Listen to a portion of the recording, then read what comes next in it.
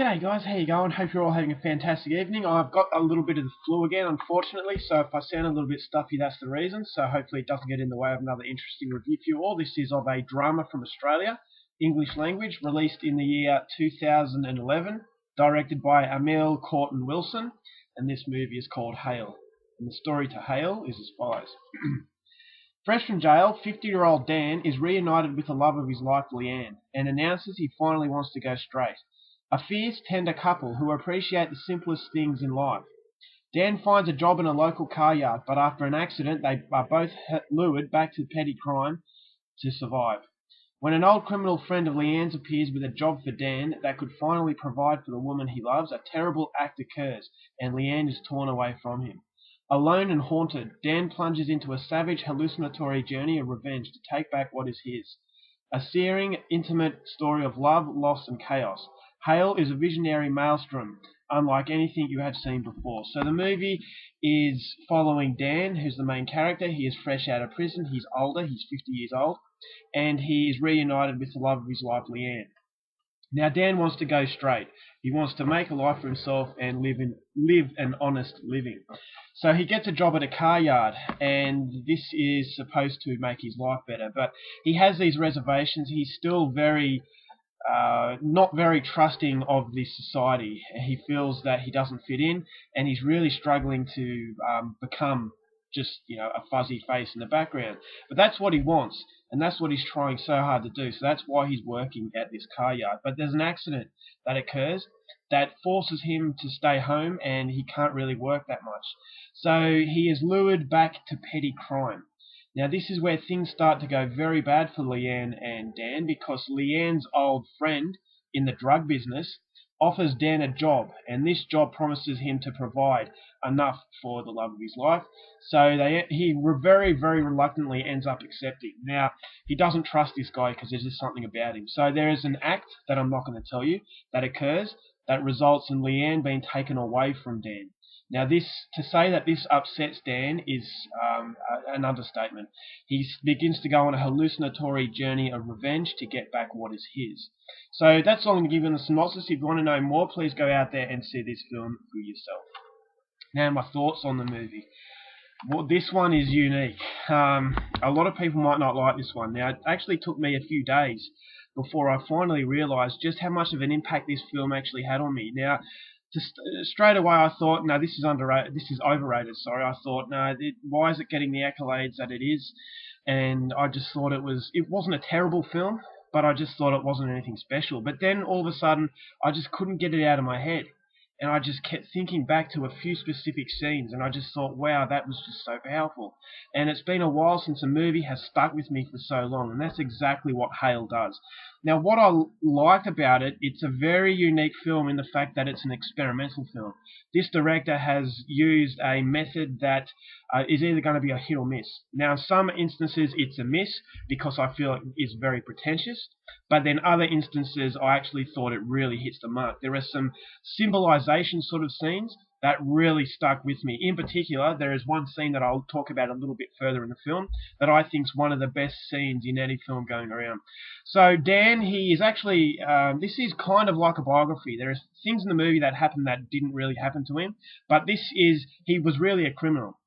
So the guy playing Dan, he was actually a criminal. So you could kind of feel that what he was going through in this film was real, and that they were his real feelings, and that he knew exactly, what this was like. So it gives a very authentic feeling, and it's kind of like almost a documentary in that it doesn't follow a simple sort of storyline. It kind of just follows the life of this guy.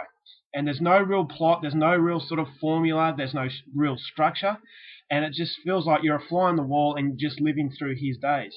And then it gets a little bit theatrical towards the end, but the majority of the film doesn't have any real direction. It's just following the day. And it's kind of like an ad-lib kind of movie, is that they're making it up as they go along. So that was something that was experimental that really worked. Now, as I said, some of the scenes are very pretentious. There's some very close-up shots of Dan, some unnecessary close-ups of mouths. I thought some of them, as I said, some of these scenes worked because they were symbolizations for how Dan was feeling, but other parts I just thought were really unnecessary, and it kind of felt that he was getting a little bit too ahead of himself. But as I said, the symbolization of the movie was great. It means, basically, it symbolizes losing control, chaos. And I really like the contrasting difference between the love and the violence, the beauty of love and the repulsiveness of violence. And I thought the two contrasting, and they mix together, and it makes a very awkward feeling because every scene that is beautiful has a hint of eeriness about it. And so that comes across as very realistic because Dan's life is very run down. He's not rich. He lives in a very run down house. His wife is getting on in age. So nothing about the movie strikes you as far as beauty is concerned, but it's just the idea of love, the idea of him getting redemption. It's kind of a beautiful sort of thing. But with every hint of beauty, always comes, ugliness. And that ugliness and beauty mixing in together just gives you a very uneasy feeling, and you're not quite sure what to feel.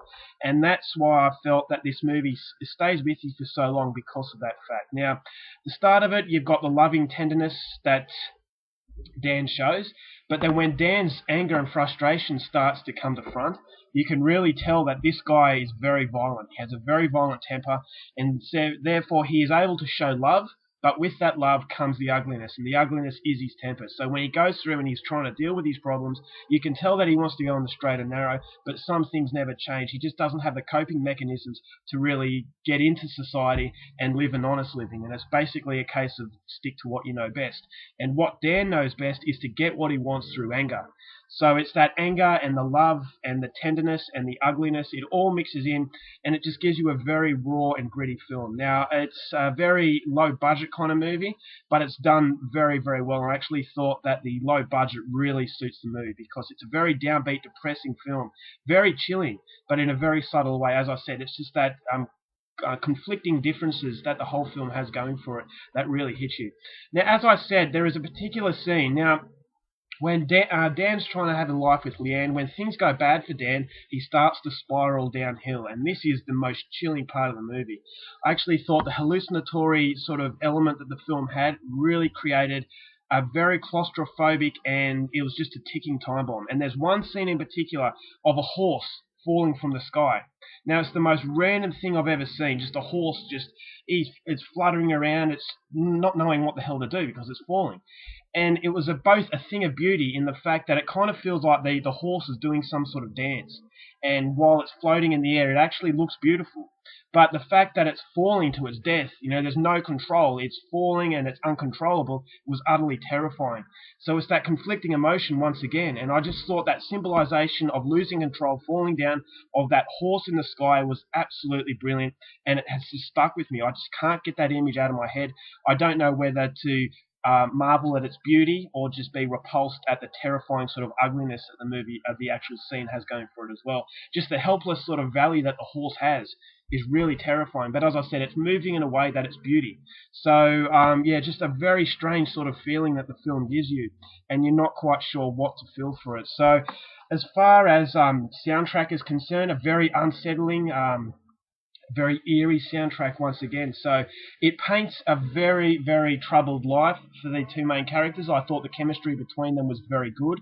They were an odd sort of, well, not so much an odd couple, but they weren't your typical Hollywood couple. These are run-down sort of people. They're far from innocent, and they're just trying to make a better life for themselves, but they're trapped by their outside surroundings. So my problems with the movie is that, as I said, it doesn't really give you too much structure, doesn't really follow a plot as much, and towards the end I thought it rushed it a little bit. Some of the violence is fairly shocking, although it's not graphic, but it is very hard-hitting, and the overwhelming sense that things are about to, blow up as far as Dan's temper is concerned is the most aggressive sort of element that the movie has going for it. It's the threat of violence. It's not knowing whether or not Dan is going to go off the deep end. So on one hand, you've got a likable character where I really could connect with him. Some of his problems he was going through. Obviously, I've never been in jail, but I could connect to some of the things that he was going through. And you can see a little bit of yourself in Dan. But then it's that repulsive sort of behaviour he resorts to towards the end of it that turned him from a victim to, not so much a victim, but a hard-working guy to an absolute monster. So apart from the pretentious quality, some of the scenes really didn't work. I also liked another scene involving a mouth. He's opening his mouth, and it really concentrates on the blackness inside the mouth. So it kind of feels like it's a gaping hole, and it's just a hole of nothingness, and that's basically what Dan's life was like. So yeah, just very chilling symbolizations, a very, very subtle sort of element that Emil Courtin-Wilson, sorry, his name is a bit strange, but yeah, Emil Courtin-Wilson, he delivers it in such subtleties. Just the scene with the horse and the mouth, to some extent, was just really hard hitting, and you won't be able to get it out of your mind. So overall, I thought this was a very, very good drama. I would highly recommend it to everyone, at least 2 viewings, because after the second viewing, it actually got a lot better for me. I could understand what the director was trying to do a little bit more. The acting is an absolute revelation, sensational performances from the 2 main characters, especially the guy playing Dan, and just a very harrowing experience of love, loss, and chaos. So basically, falling in love, losing your love, and then basically retribution. So that's what I'm going to give you. That's my review. I'm going to end up giving this one 4 stars. Very, very good film from my country, and it's one I would highly recommend if you like cinema that will really push you to the limits. Alright guys, that's my review. Hope you enjoyed it. Till next time, keep watching movies, and I'll see you later.